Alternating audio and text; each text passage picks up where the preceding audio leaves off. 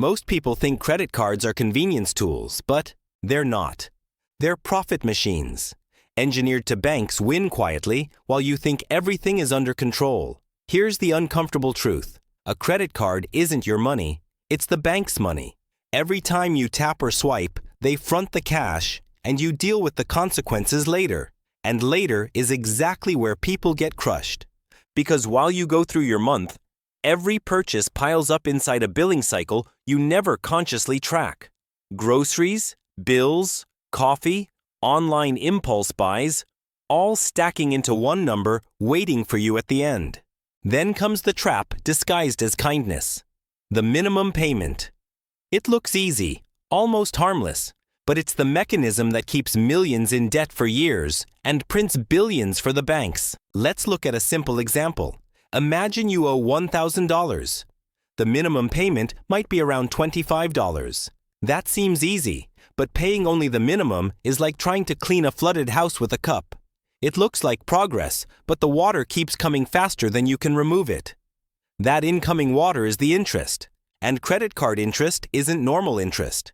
It's some of the highest in the entire financial world. Often 20%, 25%, or 30% or more. At those rates, your balance grows aggressively. Not like a healthy plant you water and watch grow, but like an invasive weed that spreads through your entire financial life. Here's how dangerous it gets. Suppose you owe $3,000 at a 25% interest rate. If you pay only the minimum each month, it can take more than 10 years to pay it off. And by the end, you won't have paid $3,000. You'll have paid $8,000, or sometimes even more. This isn't an accident. It's the business model.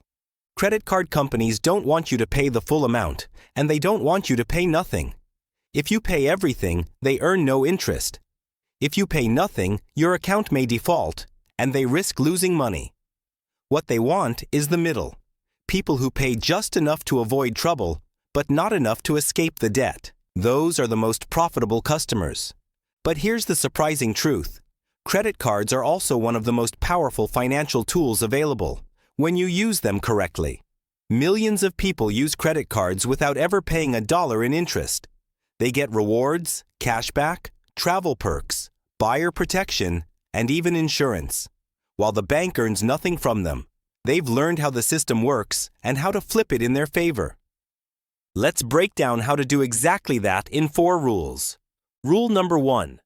Always pay your statement balance in full and on time. When you do this, something magical happens. You avoid interest completely. Credit cards have a grace period, which means you get up to 30 days of free borrowing. Yes, free. The bank pays for your purchases up front, and if you pay the statement balance before the due date, you owe nothing extra. Rule number 2. Never buy anything on a credit card that you wouldn't buy with cash. Credit cards make spending feel painless because the money doesn't leave your account instantly. That delay tricks your brain. Before you swipe, imagine paying with actual bills. If you wouldn't spend cash on it, don't put it on the card. Rule number 3. Treat your credit card like a debit card with benefits. A debit card removes money from your account immediately, which keeps you disciplined. A credit card delays payment, which makes overspending easier. So keep the discipline of a debit card, but use the credit card to get protection, rewards, fraud insurance, and perks. Here's an example of why this matters. Let's say you buy a laptop with a debit card, and someone steals your card. The money leaves your bank account instantly, and getting it back can take days or even weeks, depending on your bank. With a credit card, the bank's money is on the line, not yours. You can dispute the charge without losing anything from your own account.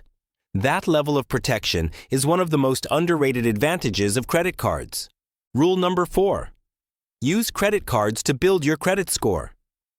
Your credit score affects almost everything in your financial life: mortgages, car loans, insurance rates, even renting an apartment. Paying on time, keeping your balance low compared to your credit limit, and not opening too many cards at once helps your score grow steadily.